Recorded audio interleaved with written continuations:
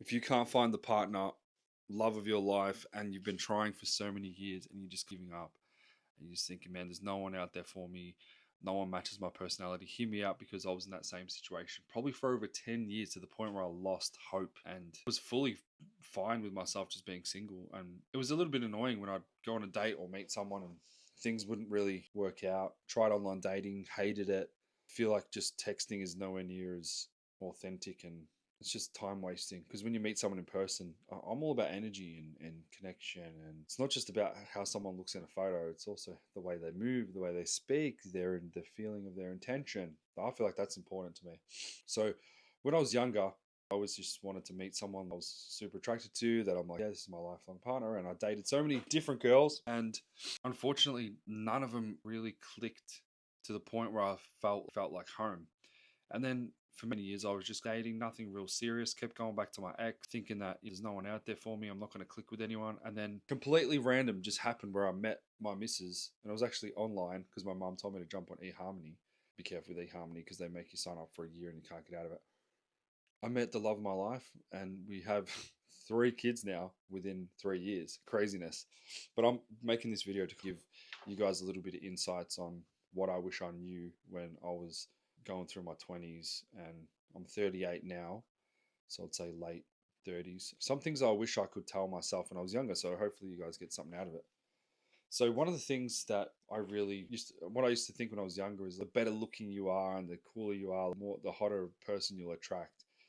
And I just feel like it's totally not the case. For some people, it might be real, and everyone's different, no one's the same. But I used to just talk to a girl and think, oh, I need to say something cool to make her like me, or I need to do something cool. I need to have something cool to have her like me and think that I'm cool. But then later on, after a lot of trial and error, and also doing some research online and listening to what other people have to say, is that people are attracted when you bring the energy within. So a lot of people, they put effort into the other person. So just to say you really like this girl or a guy, and what you're going to do is maybe going to buy them gifts. You're going to spend all this quality time on them. You're going to really just think out the text message really good. You're going to put all this effort into them.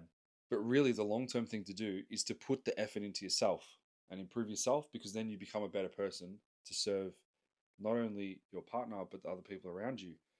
That's the biggest thing. People think that, oh, the way I'm going to keep them attracted is if I keep putting effort in. And unfortunately, it's just not the case. Not in my experience, anyway. Work on yourself, work on your health, go to the gym, work on your knowledge, work on your skill sets, work on your money, your business, whatever you're doing, on your career.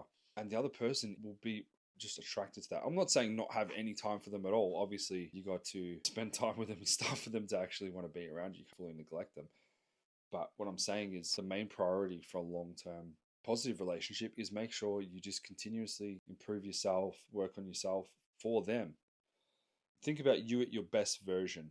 The best version of you, the person who did all the work you need to do, all the career stuff you need to do, all the little money and deals and whatever people you need to network with, to where you live, your ultimate place you want to live, all the holidays you want to. Imagine you doing all of that, like the ultimate version of you. Is that person more attractive, or is the person of you that's let yourself go a little bit? Maybe your health doesn't really matter anymore, and sometimes your partner will even tell you, oh, it's okay, let's just have a little movie night, pizza night, watch movies. Oh, I like your little tummy. I like your little tummy's cute.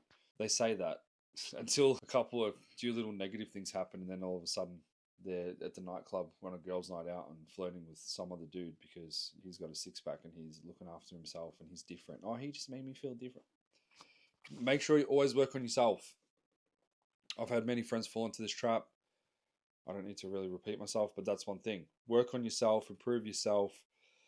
And then also, if it backfires out of the relationship and they break up with you, at least then that you carry that with you for the next opportunity, whether it be financial and health, looking after your health properly and stuff like that. So I really think that's important.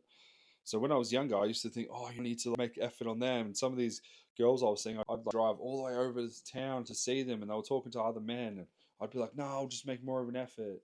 And then she'll like me more, and never worked out in the long term. No good. So that's one of the things.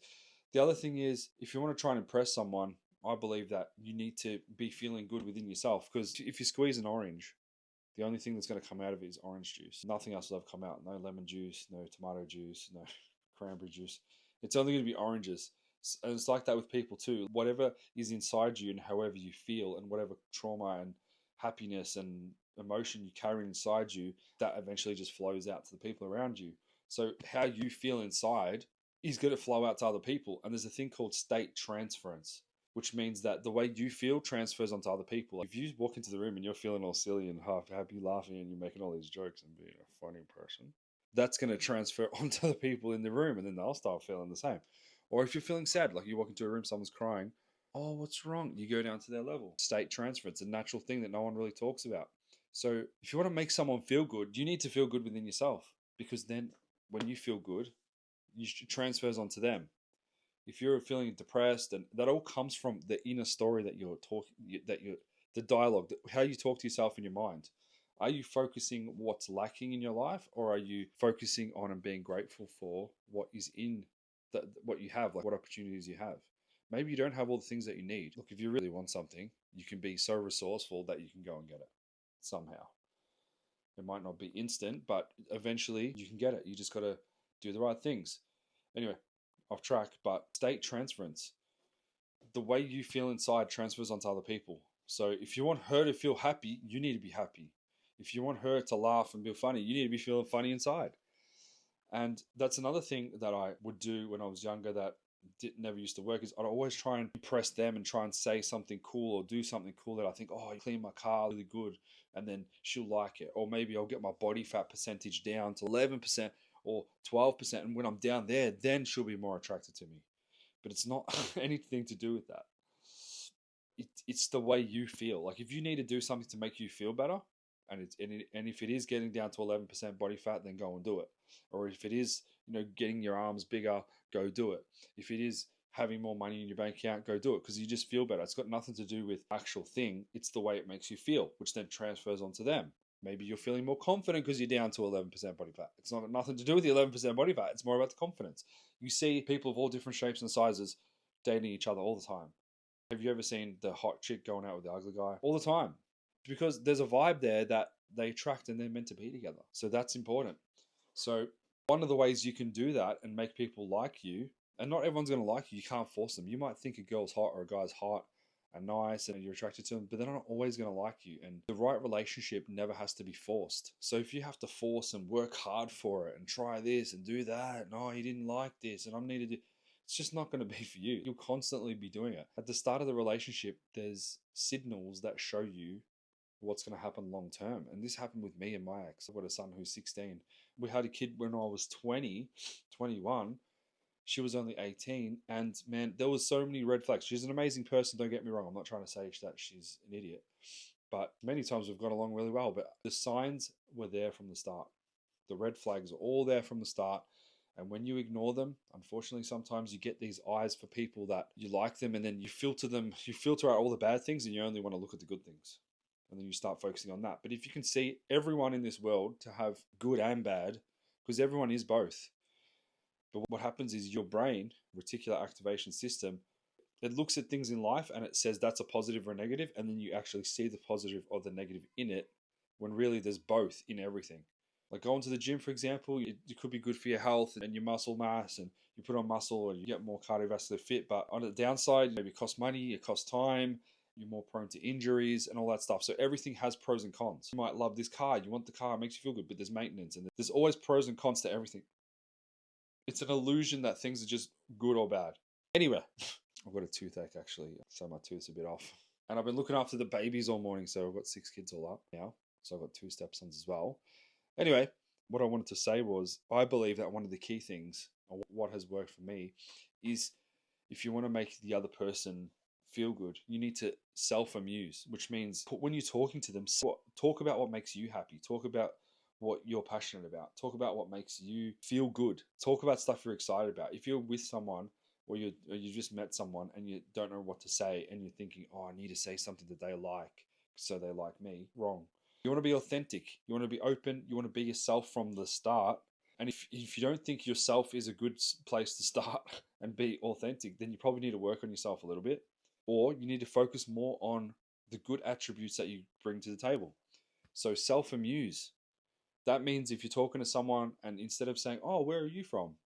Oh, what are you doing out here tonight? What are you doing after this? Whatever. Maybe you know how to talk to people and you're fine. But I'm talking about the people who held up in a conversation. what you can do is to just keep talking, is just don't think about what you're going to say and just talk about what you like and try and give. Don't try and take. It's the moment you ask someone, hey, oh, you're very beautiful, where are you from? Straight away, you're asking for information. And most of the times, if you don't have anything to give or you just don't give off that first attractiveness, you're not going to get a positive response from that. You want to be giving energy, taking energy. It's positive relationships and healthy relationships is not one person fully chasing the other person till they say yes. It's a give and take. Love is a give and take. Relationships are a give and take.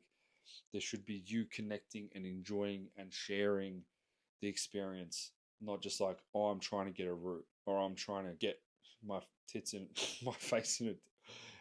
You know what I mean? It needs to, if you want it to be positive, give and take. I've met so many girls who I think are so hot and I'm so attracted to, and I talk to them and we just don't click personality wise. Bit of a shame. And then some people, you don't think they're that good looking, but then you just get along really well. You can laugh and talk, and that's a connection. You're not always attracted to the person you think's hot. Some people force themselves to do it.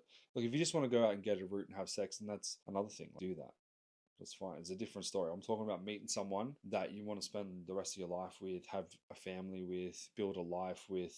Self-amuse. Talk about things you like. If you like video games, talk about that, because then you light up when you talk about it and they like that. It's more about the vibe than what you say.